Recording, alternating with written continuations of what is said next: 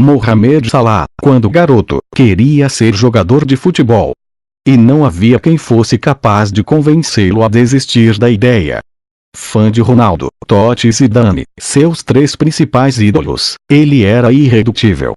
Mas almejar isso no Egito é como querer viver de cricket no Brasil, de surf na Noruega ou de qualquer outro esporte num país sem tradição para tal. Para estar entre os melhores, ele tinha em mente que o caminho seria tudo menos fácil, teria que desbravá-lo. E não viu outra saída senão correr. A princípio, no sentido figurativo, Salah correu atrás do sonho, mesmo com percalços aos montes. O primeiro contrato profissional foi assinado aos 14 anos, no Al Moukawon. O centro de treinamento do clube, situado na capital Cairo, ficava a 4h30 de viagem de Nagreg, sua cidade natal. Portanto, ele peregrinava por 9 horas, 5 dias na semana, para ir e voltar dos treinos. É óbvio que a educação ficou em segundo plano. Diante da exaustiva maratona, Salah obteve uma carta que o autorizava a ficar apenas 2 horas no colégio. Do contrário, não chegaria a tempo para treinar. Em campo, Salah corria, agora no sentido literal. Era um velocista desde pequeno. A exemplo de Gareth Bale, do Real Madrid, começou na lateral esquerda. Mas Said El-Shishini, seu treinador ainda na base, conta que teve motivos para acreditar que o jovem renderia melhor no ataque, principalmente depois de uma partida em que perdeu 5 oportunidades claras, de frente para o goleiro. Havia demasiado desperdício de energia, ele argumentara.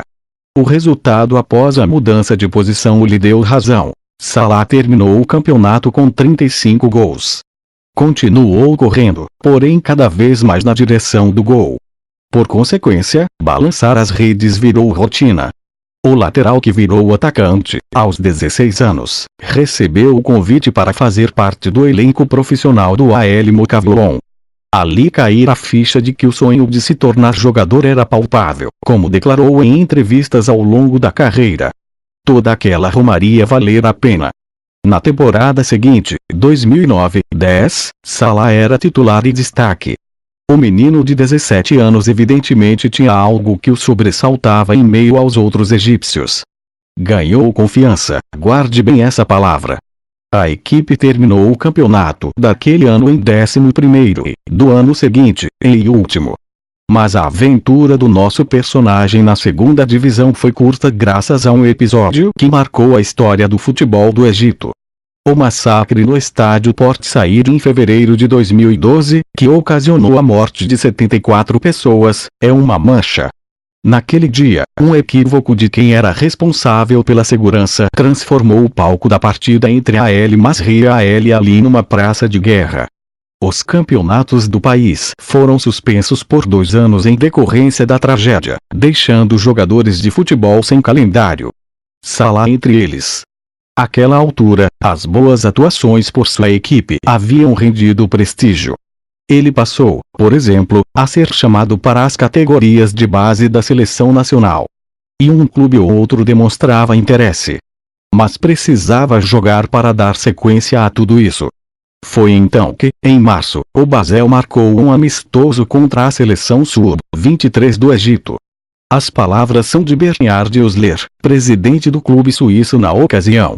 A única razão de querermos aquela partida era a chance de ver Mohamed Salah em loco. Nunca vou esquecer o que eu vi naquele campo, ficamos tão impressionados. Ele foi incrível, contou ao site britânico Sky Sports. Dizem que Salah correu tanto naquele dia que só parou quando assinou o contrato de 4 anos com o Basel. A porta de entrada para a Europa estava aberta, e o clube que escolhera fornecia o ambiente perfeito. Uma liga de pouca expressão onde ele poderia se destacar, e frequência assídua nas 2 principais competições europeias. Quando você sai do Egito para a Europa, você não fala a língua, sua família está no Egito, e viajar para vê-la é difícil. Mas o que estava claro desde o início é que eu não queria voltar até ser um jogador de alto nível, ou aposentado, risos. Eu sabia que não tinha opção de retornar, não me via jogando alguns meses na Europa e voltando. Isso nunca passou pela minha cabeça, declarou em entrevista ao espanhol Marca. No Basel, Salah atuou por pouco mais de uma temporada e marcou 20 gols em 79 partidas. Sob o comando do técnico Murat Yakin, brilhou principalmente na Liga Europa ao marcar um dos gols que ajudou a eliminar o Tottenham nas quartas de final. Depois, nas semis, também fez contra o Chelsea, mas a equipe foi eliminada com 2 derrotas, 2-1 e 3-1. Transferiu-se justamente para o Chelsea na temporada seguinte. Definitivamente sua pior passagem por um clube. Nos Blues, Salah não dispunha da confiança de José Mourinho, que, por sua vez, pouco colocava o egípcio para jogar. Quando deu por si, estava sendo usado como moeda de troca com a Fiorentina no negócio que levou o colombiano quadrado para o clube de Londres. O período na Fiorentina foi como começar de novo. Contido, o egípcio não costuma falar sobre a frustração no Chelsea, mas havia uma motivação particular que o fazia querer provar o seu valor, desde o princípio, nas peladas descalço em Nagre.